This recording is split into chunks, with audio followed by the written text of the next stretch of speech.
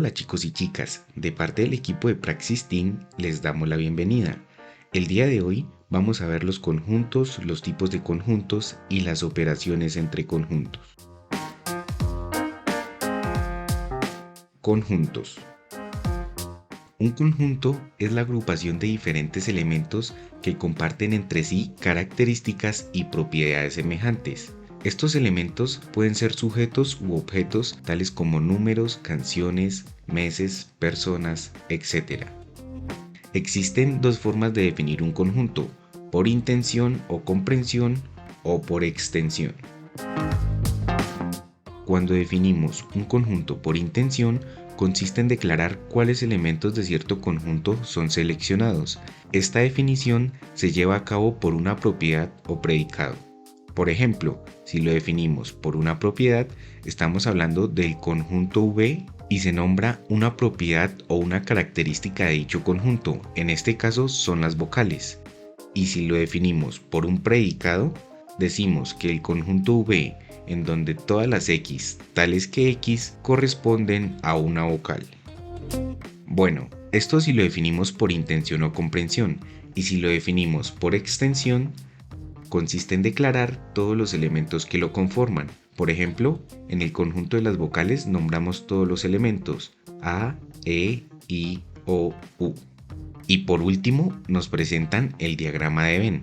El diagrama de Venn es la representación gráfica de los conjuntos.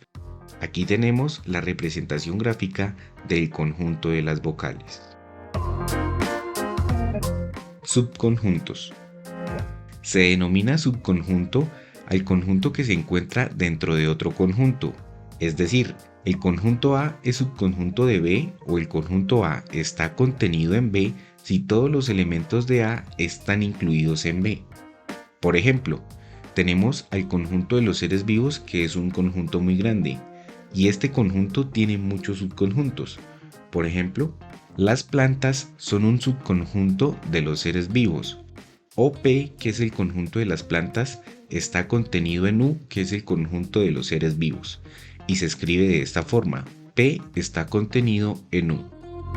Los animales son un subconjunto de los seres vivos, o lo podemos escribir de la siguiente forma: A, que es el conjunto de los animales, está contenido en el conjunto de los seres vivos.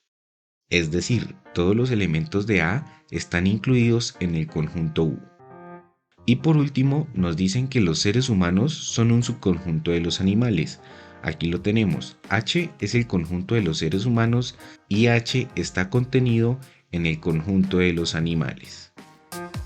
Y esta sería la representación gráfica. Este es el conjunto de los animales, este es el conjunto de los seres humanos y H está contenido en el conjunto de los animales. Al igual que el conjunto de los animales está contenido en el conjunto de los seres vivos. Tipos de conjuntos. Bueno, existen diferentes tipos de conjuntos y nosotros vamos a ver algunos de forma rápida. Conjuntos finitos. Sus elementos pueden contarse o enumerarse en su totalidad, por ejemplo, como los meses del año, los días de la semana o los continentes. Mientras que en un conjunto infinito, sus elementos no pueden contarse o enumerarse en su totalidad, debido a que no tienen fin, por ejemplo, como los números. Conjunto vacío y conjunto unitario. El conjunto vacío no representa ni contiene elementos, mientras que el conjunto unitario está compuesto por un único elemento, por ejemplo, como la luna. La luna es el único elemento del conjunto satélites naturales de la Tierra. Conjunto homogéneo y conjunto heterogéneo. En el conjunto homogéneo, sus elementos presentan una misma clase o categoría. Por ejemplo, el conjunto de las mascotas. Tenemos al gato, al perro, a los peces, a los conejos. Y por este lado tenemos al conjunto heterogéneo. Sus elementos difieren en clase y categoría. Por ejemplo, el conjunto W, casa, libro, palma, el número 7 y las estrellas. En este conjunto no se presentan elementos con las mismas características o con características en común.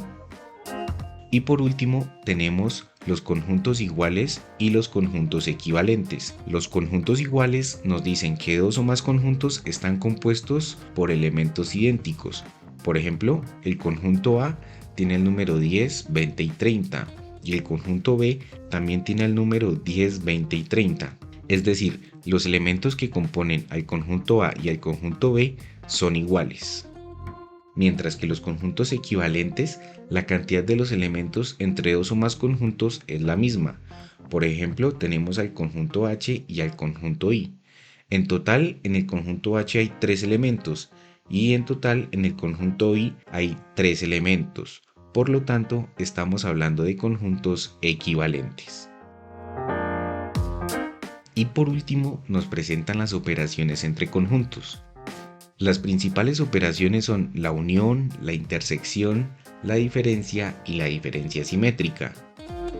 La unión es la operación que reúne los elementos de los diferentes conjuntos. Por ejemplo, la unión de A y B es todos los elementos de A y todos los elementos de B, incluido la intersección. En este segundo caso, que nos dicen que B es subconjunto de A, la unión también comprende los elementos de A y los elementos de B. Y aunque no tengan nada en común, la unión encierra los elementos de A y los elementos de B. Intersección. La intersección son los elementos que tienen en común el conjunto de A y el conjunto de B. En este caso es esta región sombreada. Cuando B es subconjunto de A, en este caso son los elementos que están en A y en B. Por ejemplo, sería todo el conjunto B, que es esta región sombreada. Y cuando no tienen nada en común, no hay intersección. La diferencia nos dice que al conjunto A le quitamos todo lo que está en el conjunto B. Entonces el resultado es lo que está sombreado. Cuando B es subconjunto de A, entonces son todos los elementos que están en A excepción de los elementos que están en B. Y cuando no tienen nada en común, se representa de esta forma. Sería el conjunto inicial A. Y por último, tenemos la diferencia simétrica. La diferencia simétrica es la operación de dos conjuntos en donde los elementos iniciales de cada conjunto se mantienen excepto los elementos que tienen en común, es decir, se quita la intersección. En este caso, el resultado de la diferencia simétrica entre A y B es la región sombreada de A y la región sombreada de B. Cuando decimos que B es subconjunto de A, entonces quitamos todos los elementos que tienen en común, en este caso serían los elementos de B. Y cuando no tienen nada en común, no se le puede quitar la intersección, entonces el conjunto A queda en su forma inicial. Bueno, y de esta forma culminamos con la temática del día de hoy.